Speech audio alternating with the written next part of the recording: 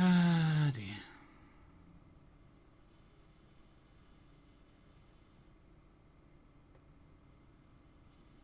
Okay, that's the second disconnect tonight. If it does it again, I'm going to change ingest servers.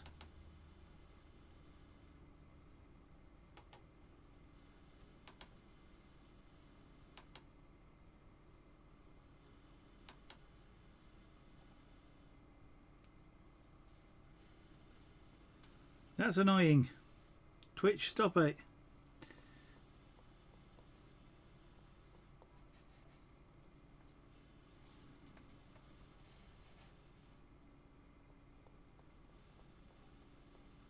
As far as I can tell, that disconnect is coming from Twitch, not from my end. I don't appear to have any problems broadcasting. It just seems that Twitch decides, thank you, try again.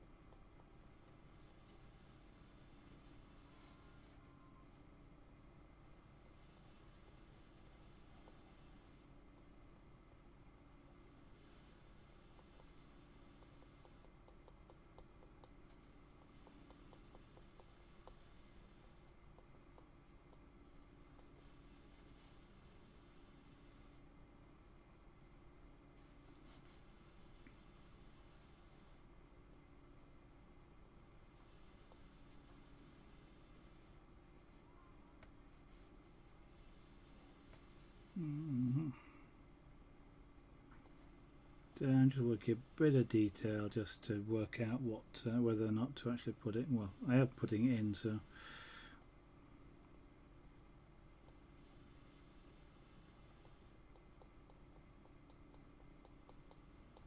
just with the shadow.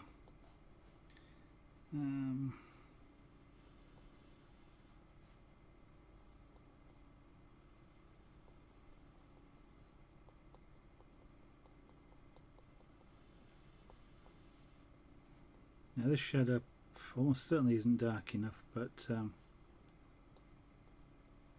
we will actually adjust that again later. It's the presence of the shadow at the moment that I need to know about, and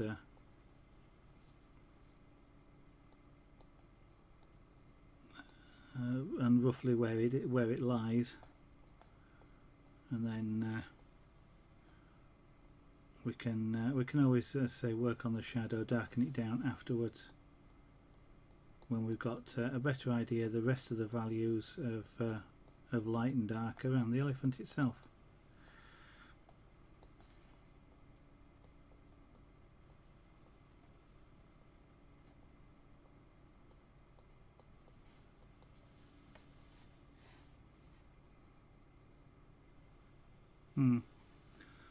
Not bad, not great. More work needed on that. Okay.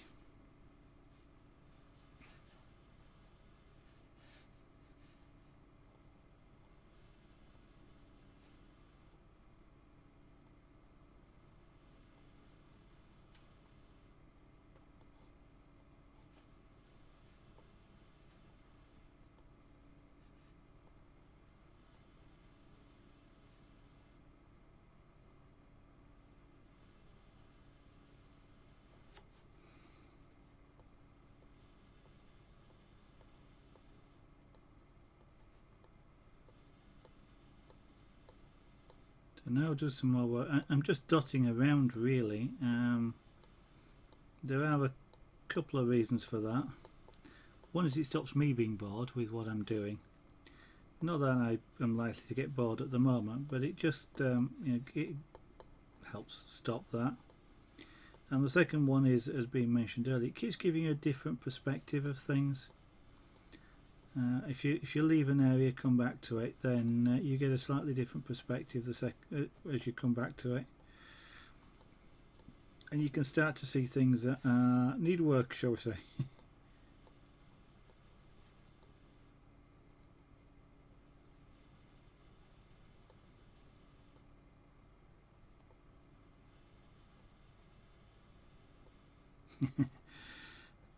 Dear. I was just thinking of something there. One of the things that they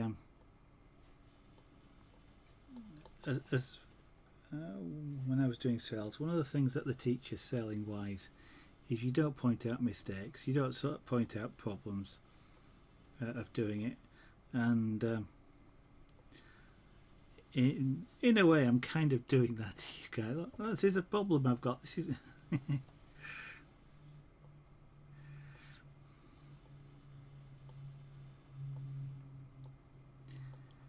it's an interesting dilemma, I guess, given the fact that I do from time to time do commissions.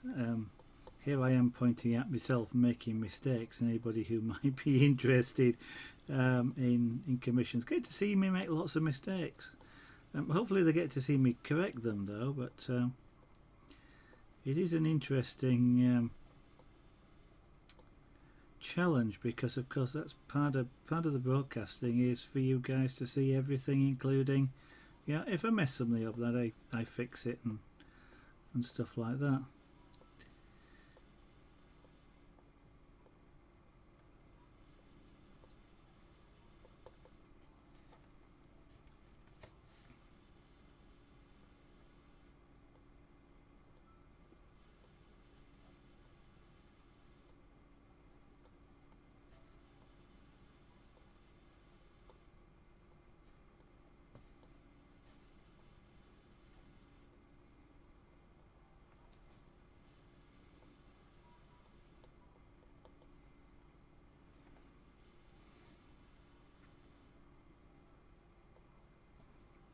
Now, if I'm not careful, I'm going to get a dark edge here. I'm not quite sure whether that's a problem or not.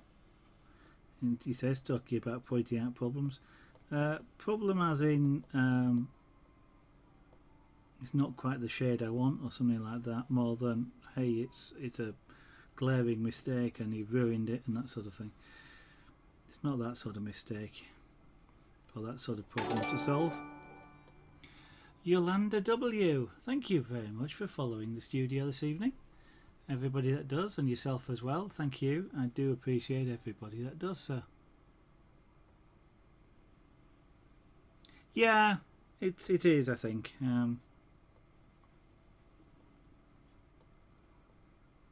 I think also perhaps it's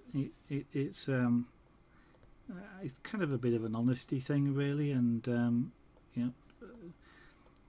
anybody who was interested then gets to understand that I'm not hiding things. I do try and fix mistakes, or I'll start again if I really think I've made a mistake. This will go in the round file and I'll start again. So it is quite useful in that respect, I suppose.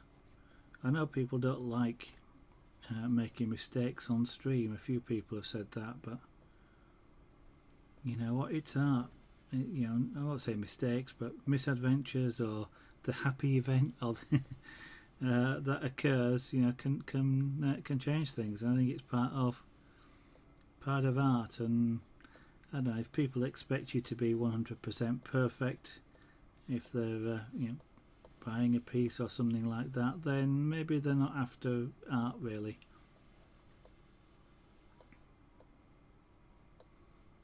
I don't know. Different people have different opinions in respect to that, but now then, that looks very much like a target, so what I've got to do is darken this just to remove the target-like look.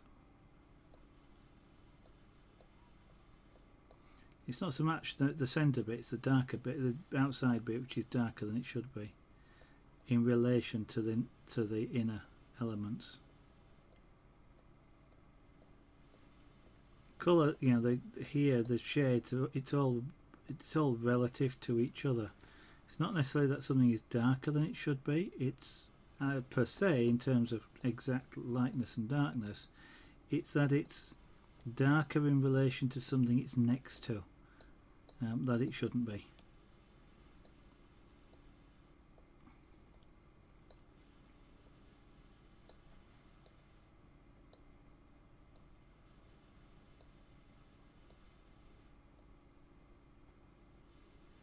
Although it's kind of a shorthand when you say, you know, it's darker than it should be, or it's not as dark as it should be.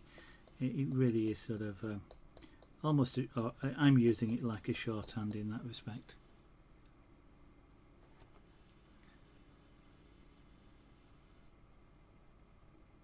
Yep. Perfectly true there, Graham. Perfectly true.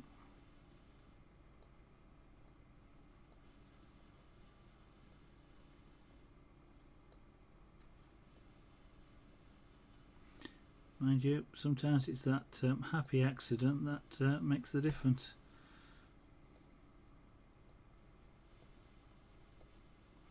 That's a Bob Ross quote. Well, sort of.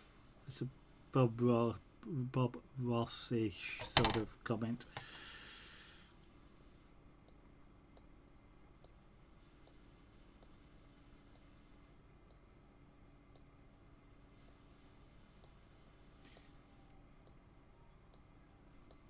Actually, it's one school of thought, certainly for digital art, where there's a school of thought that says don't erase anything, don't use back, don't use, you know, undo. You know, if you've done something, work with it, because that's half the time. That's a, you know, but in a lot of occasions that that thing that you didn't mean to do and you've not undone can lead to something even better.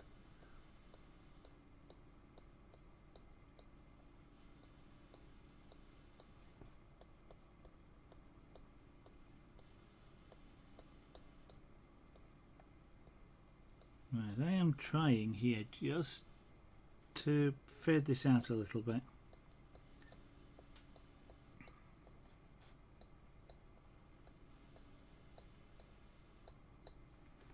Without getting to, without extending it too far.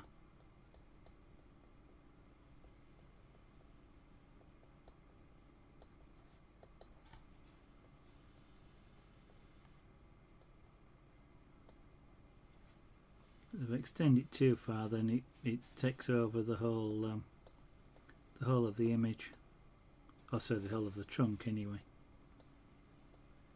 And it just won't, well, I suppose it won't look natural. What I'd have to do is adjust the rest of the colouring to match, but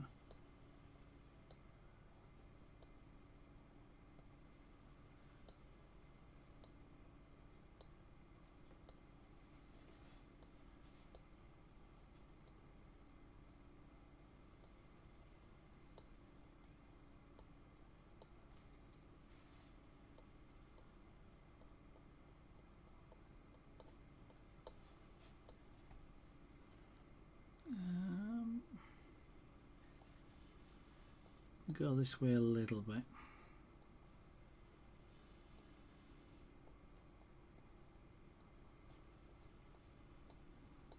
Because we then get a sort of transition area between this and into this. Just as the light shines sort of, well, the shadows cast sort of across.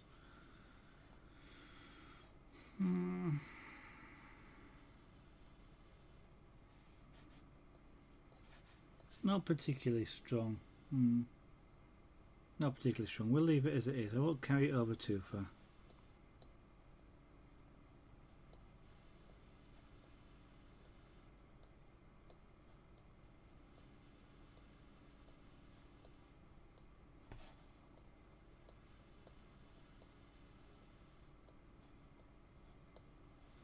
One thing when you're reading reference images, sometimes also you have to be careful not to read things into them that aren't actually there.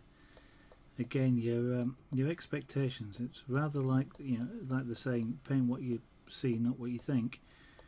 Sometimes you can see what you think rather than what's actually there. And that's something you have to be a little bit careful of. If you're expecting to see something, you sometimes can, especially in sort of subtle shading areas and things like that. You can sometimes see things that aren't there, you think are there, and when you take a fresh look, sometimes you go, what was I looking at when I did that?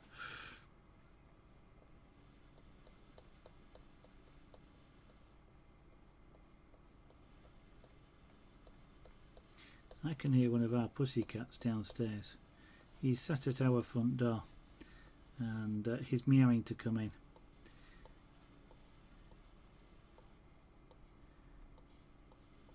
He does that. He waits while he sees somebody and then he'll meow, and he'll just sit. He might do it once and he'll sit for 5 minutes with, you know, quite patiently, and then he'll do it again to remind you if he sees you. We have a cat door, but he wants to come in the front door. You know, back doors are for servants, you know, the humans in other words. Front doors are for cats. Yeah.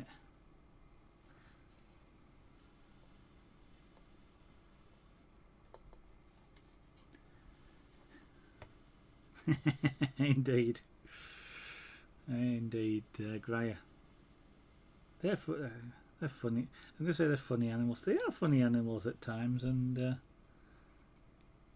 you can get to sort of understand them, though.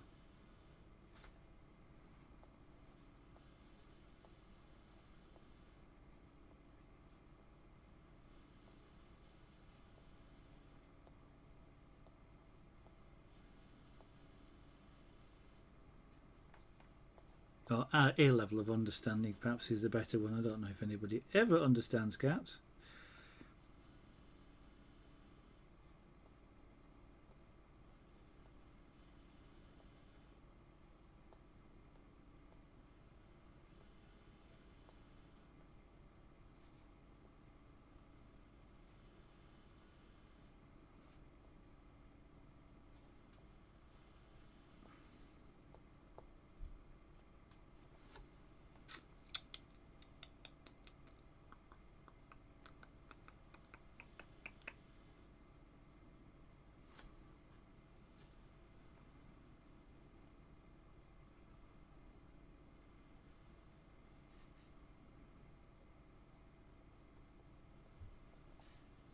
Okay, turn that around a bit.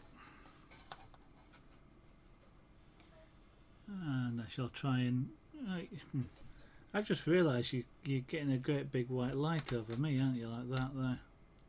So you're getting glare off that camera. I can't win with cameras. They are indeed amusing little beasties. Or big beasties in some cases.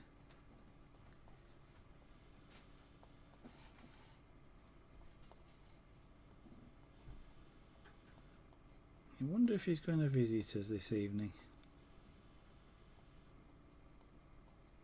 If he does, it'll solve the glare in that camera problem, because you guys will want to watch the cat, so...